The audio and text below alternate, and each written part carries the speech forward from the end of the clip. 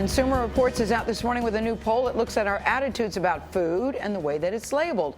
The survey reveals that many Americans look for the word natural, thinking that that automatically means it provides nutritional benefits. But that is not always true, says Urvashi Rangan. She leads the safety and sustainability group. It's Consumer Reports this morning. So I'm thinking for you guys, the word natural, you want to go like this. Is it fair to say Consumer Reports is fed up and you want something done about it? Yeah, we're fed up with this, Gail. We've conducted yet another national survey only to learn again that consumers are severely misled by the natural label.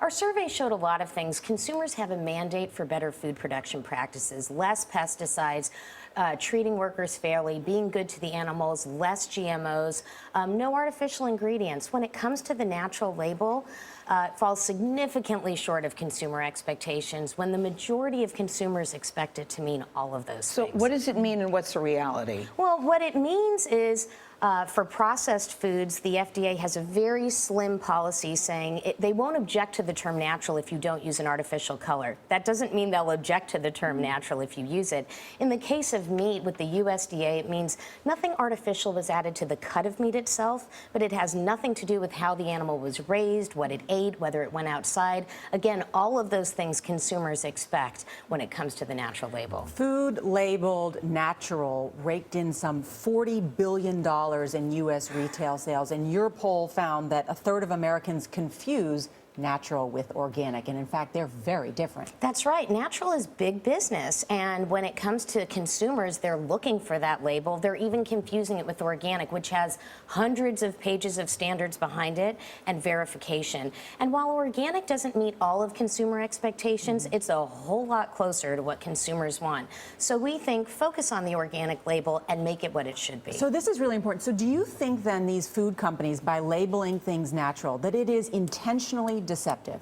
I think food companies can get away with labeling natural a whole lot easier than you can with organic. You simply can't do it of your own accord. You have to be approved to use the organic label. With natural, any manufacturer can pretty much stick that on their package. In the case of meat, you have to get a checkoff from USDA, but again, that doesn't mean very much. Are there other words like natural that we should be looking at? There are. Free range, for example, doesn't mean that the animal ranged freely. It only means it had the option to go outdoors and not for any kind of standardized period of time.